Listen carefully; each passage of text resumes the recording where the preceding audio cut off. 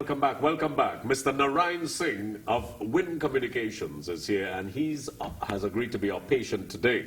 Now, Candice, can you tell us what you just did? We didn't see it, but there was some preparation going on. First of all, you have to type their name in. Right, so we enter patient information, first name, last name, date of birth. Right. Sex, male, female.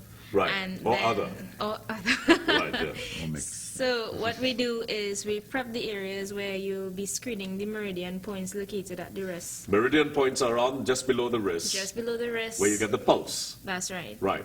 And certain areas here, the meridian exactly is connected directly to the organ. So what Right. we'll be doing is measuring the electrical resistance at each point. Right. Right? So they're located at the hands and at the feet. Right, So at the base of the feet.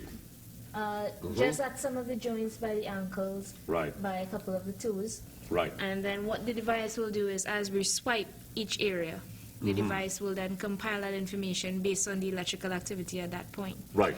Now, while you're screening, the operator can't be touching the person's hand because Right. I'll be transferring my energy onto him, Right. and we don't want to conflict with that. Right. Now, the tip of the device has some C-line on it. Right. C-line will help with the electrical conduction for the Right. device. Yeah, because it's a concentrated solution. That's right. And in electrolysis, concentrated solutions are the best liquid conductors. Am I correct? You know your science. I am a science student. I was indeed, yes. All right, so Right, so you just put that C-line at the tip of it. Yeah? right at the tip of the thing, right? And he'll be holding, this is like a conductor just there to like ground off that electrical activity. So he's going Right. to clench around that for me. Right. That So sensor. you Clench your probably arm could zoom around in, it go for on a me. 2 now, if you Clench your if you arm like. around it for me. Keep it clenched. You all could go on a 2 if you like, so that you could see what's going on. Right? All right, so then we just simply start the test. Mm-hmm. And you're holding this hand open for me. Right. So let's go. We're going in closer now.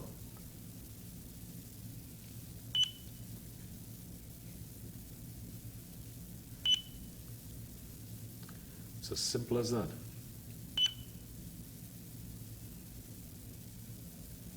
Turn over your hand for me.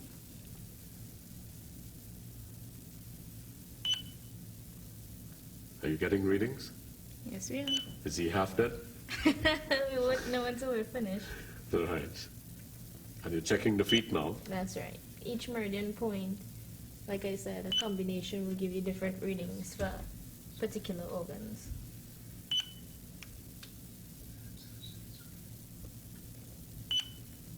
Yeah, we didn't want to show his toes, but so you're checking around his ankles That's right. and his instep as well. A particular part just between the instep. Turn this hand over for me. I'm almost scared to use this thing.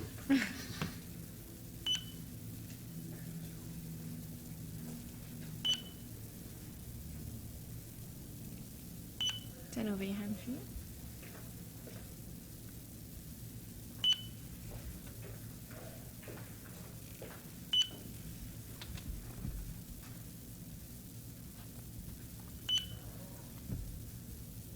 Wow. Mr. Singh, I hope you're in good shape. Oh, you know it right now.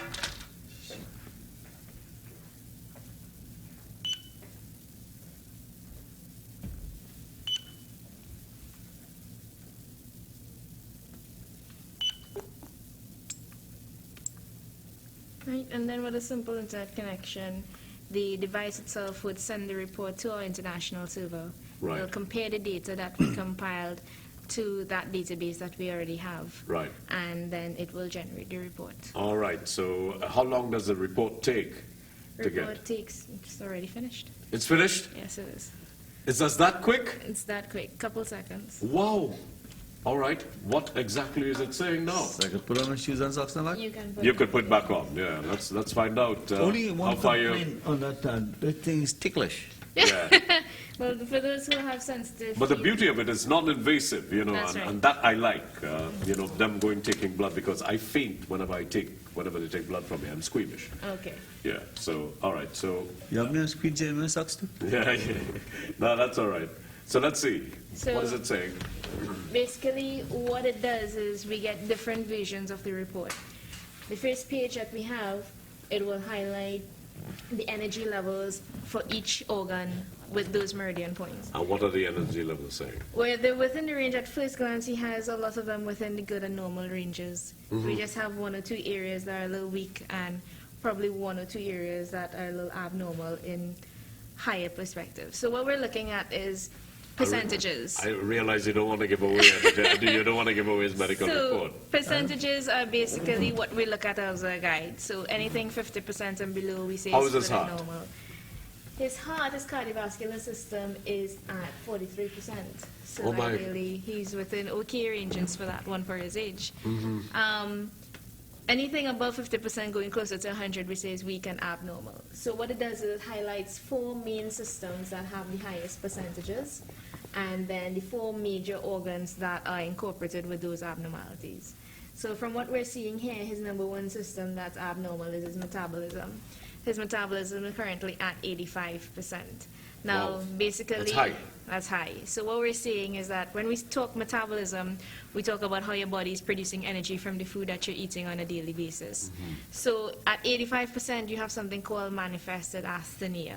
That's what we call your body's natural feeling of tiredness and fatigue, basically because your body isn't reabsorbing enough energy from the food that you're eating. So if it's actually doing something and all of a sudden you just feel as though you can't carry on the rest of the project or whatever it is you're doing, your body itself is feeling so tired. It's because it doesn't have enough energy from the food that you're eating. Right. All right? And the next system that was highlighted was your endocrine system. Your endocrine system is your hormone production system. Now what it's saying here, it's healthy. So that number 1 area that was highlighted for us, 85%, that was the highest percentage in your system. What the system would do is even though the rest of the systems are within good and normal ranges, it'll still pinpoint those that are going towards the 50% margin. So you keep looking at it. So you based all your information that you're saying, okay, if it pinpointed your endocrine system and the next one is your digestive system and the other one was your musculoskeletal system, they're in the 30s and the 40s. So what you would do now is when we're going through the individual organs, we would say, okay, you're that close to the 50% margin will give you like some clinical symptoms that could be telltale signs that it's starting to cross that border to go into the weak area. Right. So you can now manage that better by just knowing, okay, well... What are his organs saying? That's right. So his organs, the number 1 organ that was highlighted was his liver. It's at 82%. When's the last time Oof. you checked your blood cholesterol? Wow. About a year and something. And how was it? It was high. Marginally high, right? Because your liver is at 82%. So it's saying that there's a high chance that it's still high, and ideally you'll get complaints like fatigue and weakness and discomfort in your upper right quadrant of your chest area. Now, high cholesterol, we know, is one of the factors that could contribute to cardiovascular problems. So anything highlighted with cholesterol, we try and advise our patients that it's very, very important that you manage this as best as you can. Right. What about the pancreas and that sort of thing? We're looking at the pancreas. His pancreas is the number 4 organ that was highlighted, 58%. So your pancreas is a little inflamed, right? Ideally, that would have a tendency to fluctuate your blood sugar. When's the last time you checked your blood sugar? This morning. And how was it? High. Right. So it's highlighting that as well. So ideally, with the pancreas and your gallbladder, we call them your silent organs, because most of the times you don't get really clinical symptoms to highlight anything's going wrong there. Right. So that's one of the good things about the system is that silent organs, you now highlighted abnormalities there. So when you're not really feeling any symptoms, I will highlight, okay, well, maybe it's my pancreas. You won't just feel it's your pancreas. Now you would know without even voicing it. The organs can't speak for themselves. Right. So you're able to know that now. Yeah. Wow. Have all these things been told to you by your doctor? Some, not. Yeah, okay. All right. Oh boy, this is scary. I won't even try this. Your number 2 organ is your gallbladder. Like I said, it's one of the silent organs, right? So what we look at is dysmotility of your sphincter apparatus. Basically, you find discomfort in your upper right hypochondrium. You'll have like a bitter taste in your mouth.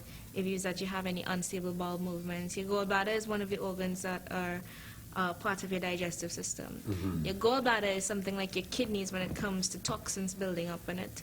You'll have like sand and gallstones building up, and it's a little more tricky for you to pass out gallstones and stuff in those areas. It's not Right. just as simple with the kidneys where you take medication and you pass it out while you're urinating and stuff like that.